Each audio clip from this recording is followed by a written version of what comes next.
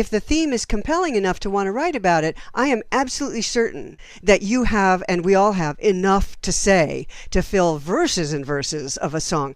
So we run into that problem because we stop asking ourselves questions. Go back to your core idea again and your title and say, what are the questions that listeners might still have? What haven't I told them? How did this happen? Why do I feel this way? What made me say this?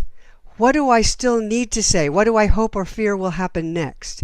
In other words, interview yourself. Songwriting for listeners, when you really are looking for listeners, you really have to give the listener the answers to the questions they're going to have. They really want to be on the inside listening to what the singer is saying or feeling or saying to somebody else. So when you think of it that way, it's like there needs to be a little bit of development. It needs to go somewhere different, so that a slightly different angle or answer a different question, so that you keep your listener interested and you say what you want to say, because there are surely more things you want to say about your theme than you have said so far.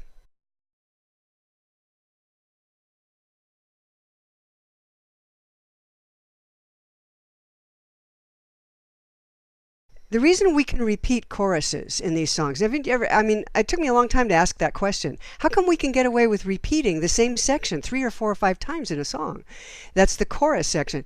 It's because the first the first 3 times, at the end of the first verse, end of the second verse, and after the bridge, each time the listener should know more about what the chorus means to the singer.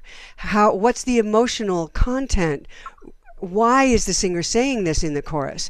And it should mean more every time they hear it. And when you look at a good song, you see that kind of development as the song goes along. And each time you hear the chorus, you go, oh, that's what that means. Oh, that's what the singer's telling me.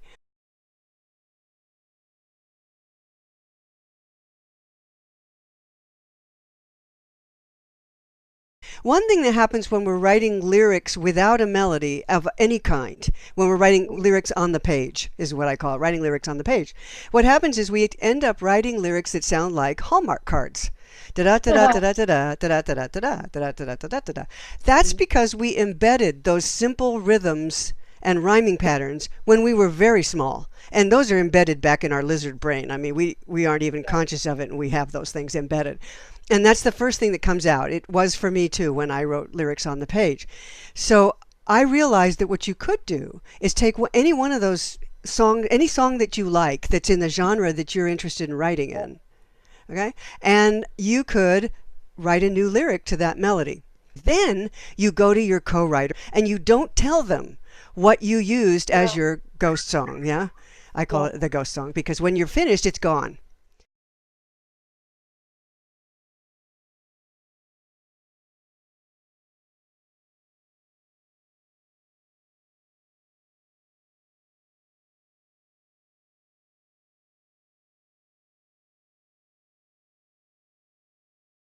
I think one of the things that we do as songwriters that's hard on us, we're hard on ourselves. We want our first draft to be a finished product. It has to sound good at every stage. It has to be kind of a finished song at every level, and as we're working on it. And I use the analogy of Michelangelo, and he's got a big piece of stone delivered to his studio there in Florence, and he's got his little chisel, and he starts to chisel away, and some nobleman walks in the door and says, "That's really awful," and Michelangelo turns and he says, "It's not finished."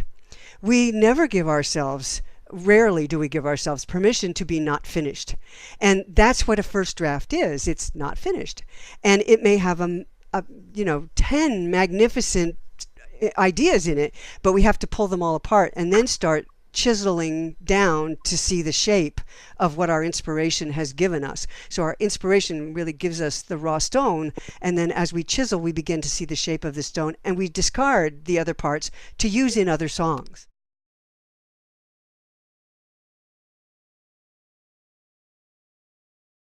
Sean Ono Lennon said a wonderful thing one time. Songs are myths about things that happened to you.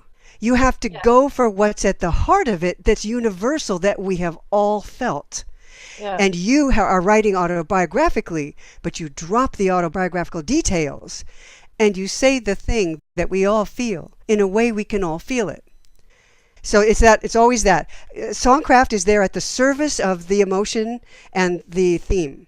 And the songcraft is what we're all talking about, but the theme and the core idea and the emotions are yours.